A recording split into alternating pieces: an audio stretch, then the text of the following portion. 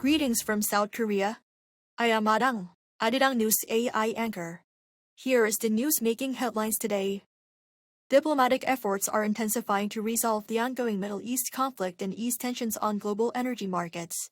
Against this backdrop, with the clock ticking toward the newly set deadline of Wednesday evening Washington time, Iran has still not given any clear signs of taking part in peace talks with the United States and Pakistan.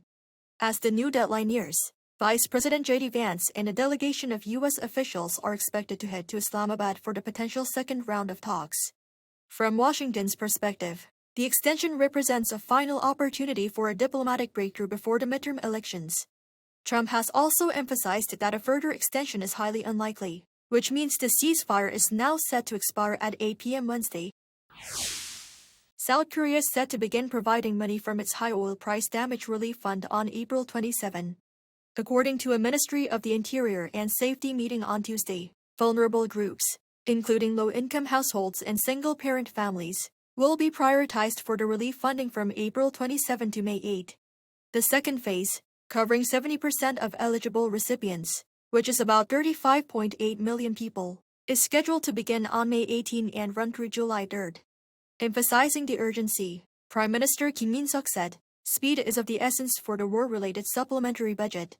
Kim urged local authorities to expedite the execution of 20 major projects, including the relief funding, to provide timely assistance to the public. The benchmark KOSPI soared to a new high on Tuesday, breaking past the 6,380 mark, as investors became optimistic with regard to the prospects of peace in the Middle East. Earlier this month, the KOSPI plunged sharply following the outbreak of conflict between the United States and Israel against Iran on April 13th. As of April 21, the index opened 1.34% higher from the previous session and surpassed 6,355 within about 10 minutes. That took the index above its previous intraday high of 6,347.41, set on February 27 before the start of the war. The KOSPI went on to hit its new historic high, closing at 6,388.47, up 169.38 points or 2.72%. South Korea's newly appointed Bank of Korea Governor Shin Hyun-song says the central bank will implement a flexible monetary policy to combat growing economic uncertainties. In his inaugural address on Tuesday, the new governor emphasized that the domestic economy faces dual pressures of inflation and slowing growth, exacerbated by the Middle East conflict and volatile global oil prices. He outlined 4 core objectives for his 4-year term: stabilizing prices and financial markets, expanding financial monitoring into non-bank sectors, internationalizing the Korean won through a 24-hour foreign exchange market, and taking an active role in national structural reforms.